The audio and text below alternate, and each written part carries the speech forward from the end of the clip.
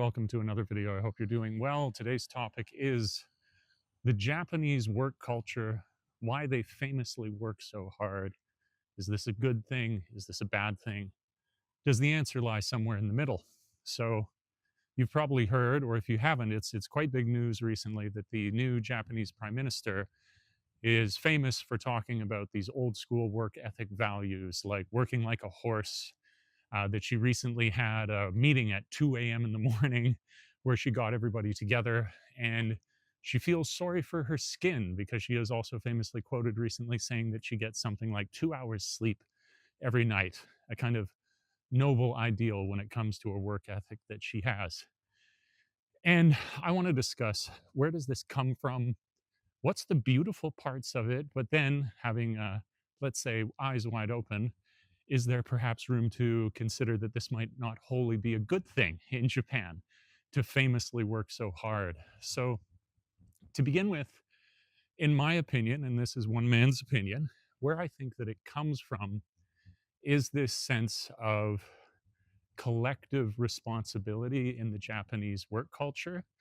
And that you see this from a very young age in Japan. This kind of value is instilled in people.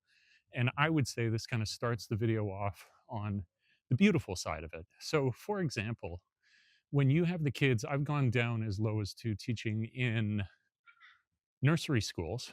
When they're there, one of the things that Japan is most famous for, it's an incredible accomplishment of this society, is the school lunches that they have. Every school has a nutritionist, and these nutritionists decide on what the school lunches will be. And then the kids each day, no matter how young, we're talking nursery school level, they're taught the value of contributing and helping each other to prepare lunch at the school. And this idea that there is something greater than yourself. I think that's an incredible value to have. And I saw it at the schools very often. You could see it very easily in the school lunches, that preparation, looking after each other, the personal responsibility that it teaches, the caring for others. Another beautiful place that I saw this happen was in each year you would have Undokais. So Undokais are the sports festivals at the school. And these take an incredible amount of preparation to get set up. They take days, weeks, like it's months in advance. You're getting ready for this thing, and then when you set up for that day, there's so much equipment that goes up. At the end of the day, once you've finished the school festival, there is a period of time you got to break it all down, right? You got to get everything packed away. The parents will assist in this part of the sort of organizational responsibilities. And I have never seen such a large amount of equipment come down, be repacked efficiently. You see this sort of responsibility, road work in Japan.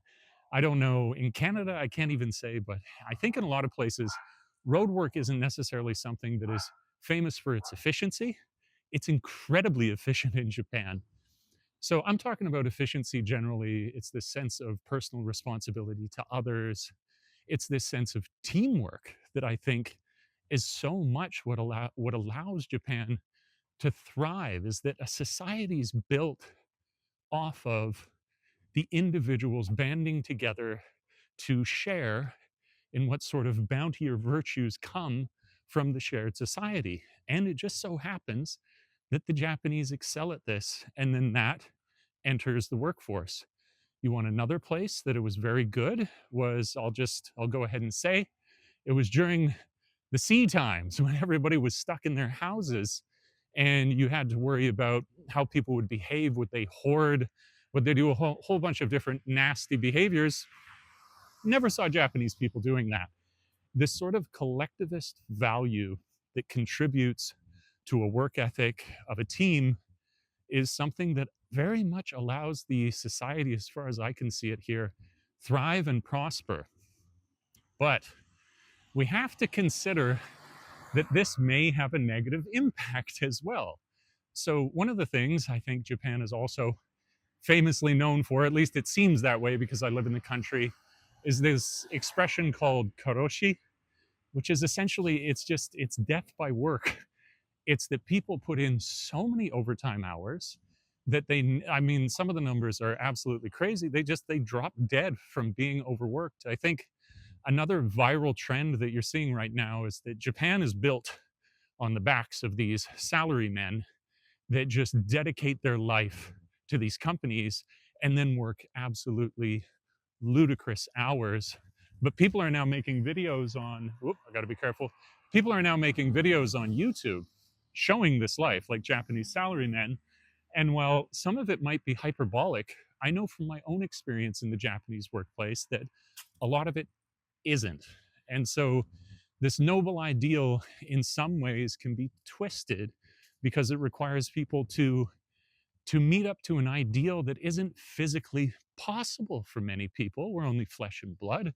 Some exceptional people can meet it. Like there was one amazing teacher, my favorite teacher that I ever worked alongside, and this guy held up to that ideal. He was a samurai. He was disciplined, noble. He could never be broken by his work. He didn't drink, interestingly, which is sort of countercultural to Japanese work culture more traditionally. But anyways, you can see that this can go too far. And what I think was based on a beautiful ideal can be twisted if it's not looked after in a responsible way. So, this is the fallout. This is the other side of the coin, isn't it? That you have a great work ideal, but then you have people overworking.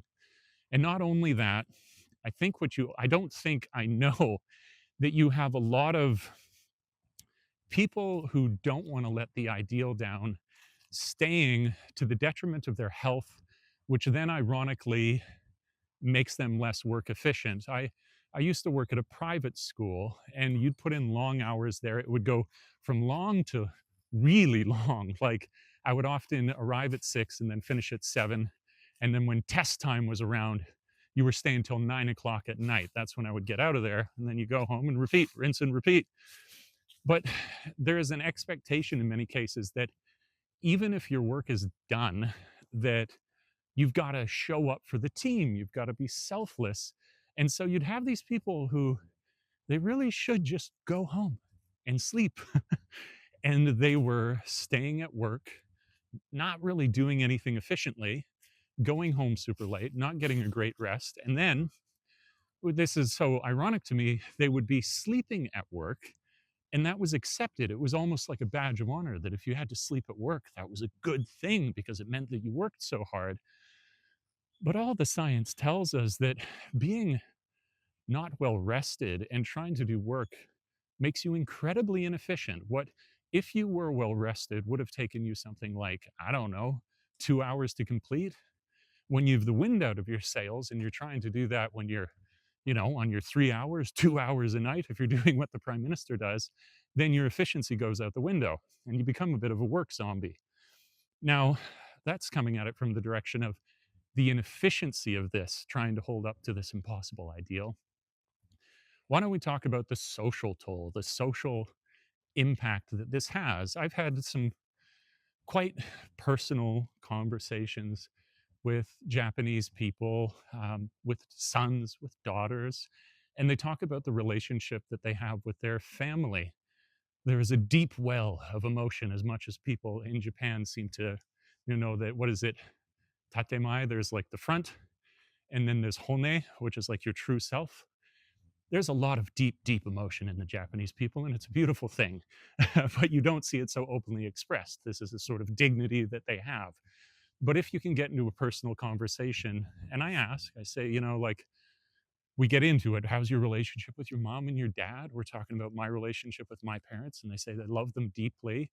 And usually, the number one thing that I ever hear from sons and daughters is that they really wish that they could see their dad more. And very often, these dads are in these situations where it's not that they're spending endless hours at work because something has to be done, but it's that if they were not there, they would be letting down the team by not showing their presence to it. Now, allow me to say as well that it is not in every case that inefficiency is occurring. There are going to be people who are there that are staying for these like 12-hour days continuously, and they're just in crunch. Maybe they're in a game studio notoriously famous for crunch. Maybe they just have that amount of work. So there'll be always exceptions to the rule. And I don't mean to gloss over the sort of nuance that exists here between the different vocations that people have and the number of hours that they have. But again, it's one man's opinion, but I would never ignore that these are the conversations that I've had, usually as a majority, when I've talked about relationships and how Japanese people felt they were impacted by the work culture that was here. So, as I say, it's based on something that I think it's almost like I wonder where's the balance, because so much of what makes Japan beautiful is tied up in this sort of excessive over dedication to the group, to selflessness. And that's the most beautiful thing in the world. And as I say, I think it's kind of what allows things to work as they do here. But then where is the line where that becomes so extreme that it's actually damaging the society that is the reason it existed in the first place for? As a final detail, I could say Japan, although it's like, wouldn't this blow you away? Like when you consider just the sort of work culture that they have, one of the best maternal or maternity leaves, but also paternity leaves that exist in the world, I believe. So that if you had a child, you would be given an incredible amount of time off for taking care of that child. So especially important at the beginning, as my brother says, he has 3 kids. He calls it like the 90 days of hell, where it's like the kid has no particular sleep pattern. And so therefore, neither do you. And so it's important that you're there. There was another Japanese male politician that was sending up waves within the political conversation here regarding that he was actually going to take his paternity leave. So, isn't that the irony? They have some of the best paternity leave and maternity leave, but many of the men will never make use of it. So, it's kind of like if you have these wonderful systems, but then nobody makes use of them, and it's for the kids, then is there really a balance that's struck there? And that's, as I say, for paternity leave. But that also is another famous detail, is that Japan has also some of the best, what would you say? It's like vacation hours that you could take.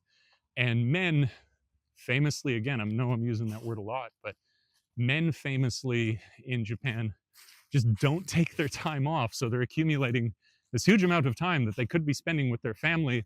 But then the cultural obligations to this perfectionism, this collectivist ideal, for it to be met, they never do. And it's kind of heartbreaking, as I say, when you have the conversations with the sons and the daughters that say, I love where I am, I love my family, I just wish I could see them a little bit more. So this is only in conversation. I don't have an answer for this problem. I'm one dude walking around with a selfie stick and a phone.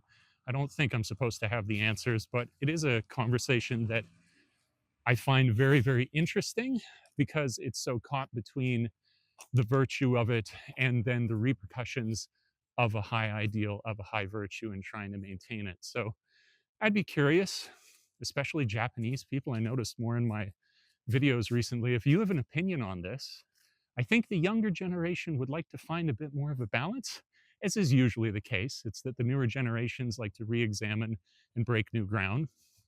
But I don't know. There's also a great value for traditional ideals here in Japan. That's why it's continued. So, what would you say? Not status quo with such stability, because change comes so slowly that it never rocks the system to the point where it breaks it. But I would be curious, what does everyone think right now? Is this a good balance? Should it be changed? Is it changing too quickly? Is it not changing quickly enough? I wonder.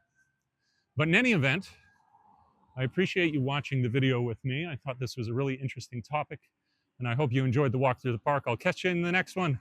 Peace.